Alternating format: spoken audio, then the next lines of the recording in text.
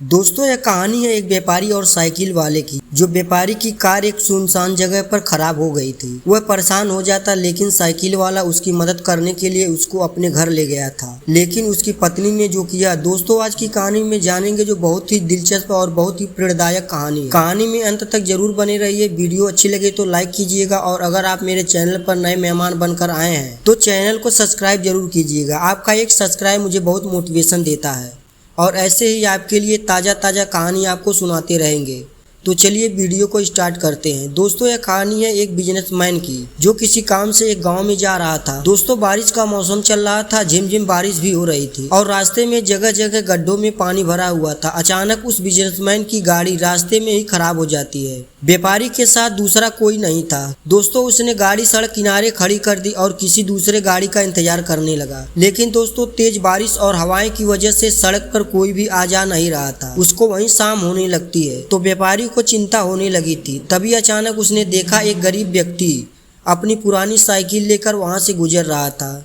सड़क किनारे अपनी गाड़ी में बैठे बैठे उस व्यापारी ने साइकिल वाले को आवाज देकर रोका और पूछा कि कहीं आसपास में कोई गाड़ी का मिस्त्री मिल सकता है। इस बारिश में मेरी गाड़ी खराब हो गई है। दोस्तों साइकिल वाले ने बताया कि इतनी तेज बारिश, दूर दूर तक उसे कोई मिस्त्री नहीं मिलेगा। यह सुनकर व्यापारी को और झटका लगा और वह परेशान हो उठा। तब साइकिल सवार ने बड़ी विनम्र स्वर से बोला, भाई साहब अगर आप चाहें तो पास ही बने मंदिर में आज रुक सकते हैं।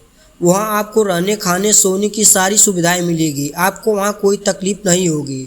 व्यापारी ने कुछ सोचा समझा और मंदिर में रहने के लिए राजी हो गया।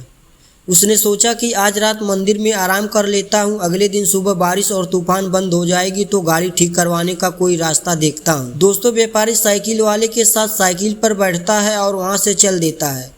थोड़ी दूर चलने के बाद दोनों एक छोटे से गांव में पहुंचते, जहां उसे एक छोटा मकान दिखा। साइकिल वाले ने घर के दरवाजे पर पहुंचकर दरवाजा खटखटाया तो एक औरत ने दरवाजा खोला। वह साइकिल वाला व्यापारी को अपना परिचय देते हुए कहा, यह मेरी पत्नी है और इस भगवान के घर में सिर्फ हम दोनों पति पत्नी रहते हैं। हमारे लड़के शहर में नौकरी करते हैं और आप अंदर आइए, आराम से बैठ जाइए। वो व्यापारी उस घर में तसल्ली से बैठ जाता। थोड़ी ही देर में साइकिल वाले की बीवी गर्म काफी और खाने के लिए नाश्ता लेकर आई। व्यापारी जो था वह आराम से बैठकर नाश्ता किया। थोड़ी देर बाद शाम होने वाली थी।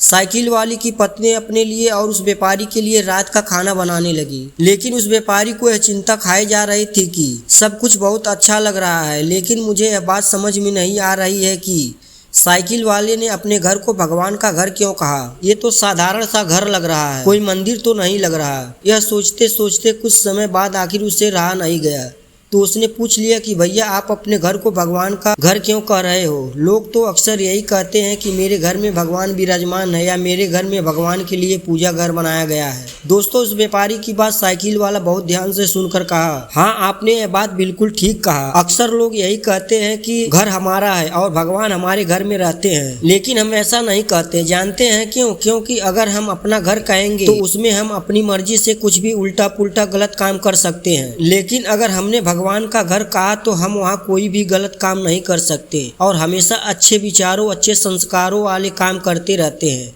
जैसे मंदिर के अंदर होते हैं। और सबसे इंटरेस्टिंग और मजे की बात यह है कि जैसा कि लोग बोलते हैं कि हमारे मरने के बाद हमें भगवान के घर ही जाना है, तो उस हिसाब से देखा जाए तो हम लोग जीते जी ही भगवान के घर रहने का सुख प्राप्त कर रहे हैं। दोस्तों उस गरीब साइकिल वाले आदमी के इतने सुंदर विचार से बिजनेसमैन बहुत प्रेरित हुआ।